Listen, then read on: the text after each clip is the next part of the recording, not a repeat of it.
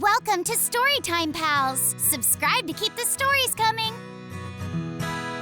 Hi there, boys and girls, it's your pal Vernon. The next story I'll be reading to you is another classic Dr. Seuss story called Did I Ever Tell You How Lucky You Are? Here we go. When I was quite young and quite small for my size, I met an old man in the Desert of Drize, and he sang me a song I will never forget. At least, well, I haven't forgotten it yet. He sat in a terribly prickly place, but he sang with a sunny sweet smile on his face. When you think things are bad, when you feel sour and blue, when you start to go mad, you should do what I do. Just tell yourself, ducky, you're really quite lucky. Some people are much more, oh ever so much more, oh muchly much more unlucky than you. Be glad you don't work on the Bungle Bung Bridge that they're building across Boober Bay at Bum Ridge.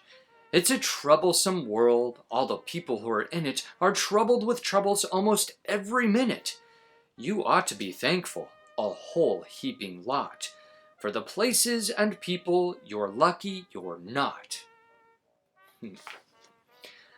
Just suppose, for example, you lived in Gazette and got caught in that traffic on Zate Highway 8. Oof, that looks bad.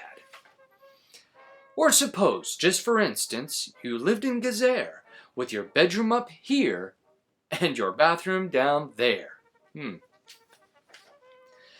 Suppose, just suppose you were poor Herbie Hart, who has taken his thromdibulator apart. He never will get it together, I'm sure. He never will know the gick or the gore fits into the scrux or the snux or the snore.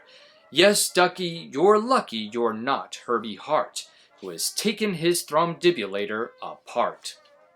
Think they work you too hard? Think of poor Ally Sard.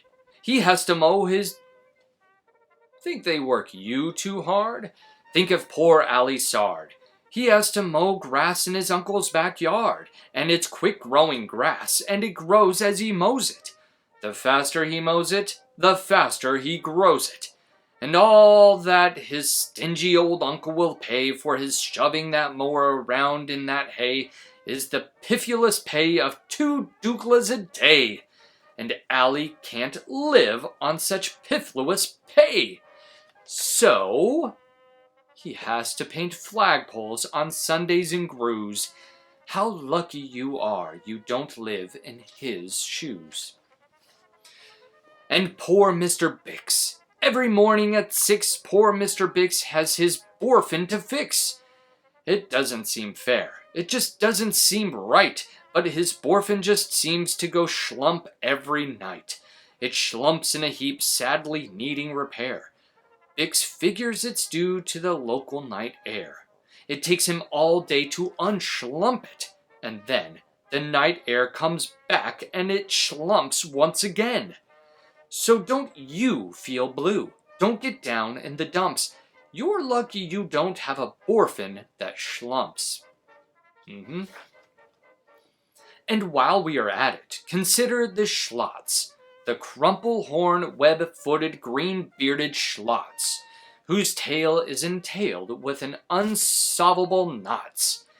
If he isn't muchly more worse off than you, I'll eat my umbrella, and that's just what I'll do. Oh, poor tail. And you're lucky indeed you don't ride on a camel. To ride on a camel, you sit on a whammel. A whammel, you know, is a sort of a saddle held on by a button that's known as a faddle. And boy, if your old whammel faddle gets loose, I'm telling you, ducky, you're gone like a goose.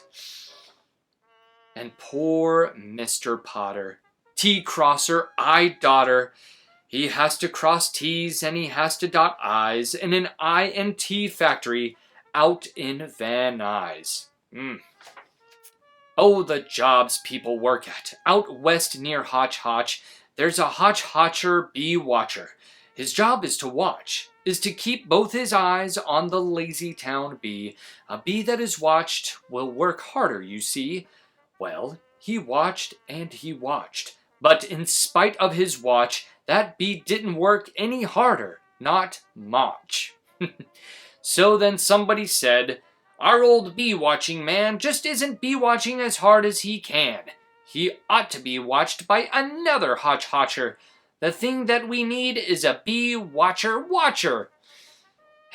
Well, the bee-watcher watched the bee-watcher. He didn't watch well, so another hotch-hotcher had to come in as a watch-watcher-watcher. And today, all the hotchers who live in Hotch-Hotch are watching on watching the watcher who's watching that bee. You're not a hotch-watcher. You're lucky, you see.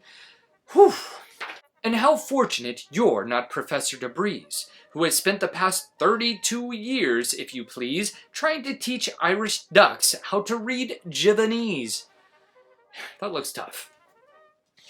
And think of the poor puffing Pugelhorn players who have to parade down the Pugelhorn stairs every morning to wake up the Prince of Pooboken. It's awful how often their pugels get broken. And oh, just suppose you were poor Harry Hadow. Try as he will, he can't make any shadow. He thinks that perhaps something's wrong with his giz, and I think that, by golly, there probably is. And the Brothers Bazoo, the poor Brothers Bazoo, suppose your hair grew like theirs happened to do. You think you're unlucky? I'm telling you, Ducky, some people are ever so muchly more unlucky than you. And suppose that you lived in that forest in France where the average young person just hasn't a chance to escape from the perilous pants-eating plants. Oh no. But your pants are safe. You're a fortunate guy. And you ought to be shouting, "How lucky am I?" And speaking of plants, you should be greatly gladdish you're not Farmer Falkenberg's 17th radish. And you're so lucky you're not Gucky Gown, who lives by himself 90 miles out of town in the ruins of Ronk. Ronk is rather run down. And you're so lucky you're not a left sock, left behind by mistake in the caverns of Croc. Thank goodness for all of the things you are not. Thank goodness you are not something someone forgot and left all alone in some punkerish place like a rusty tin coat hanger hanging in space. That's why I say, Ducky, don't grumble, don't stew. Some critters are much, ever so much more unlucky than you. The end. Thanks for joining me. See you next time. Bye! Thanks for watching Storytime Pals. Don't forget to like, subscribe, and share.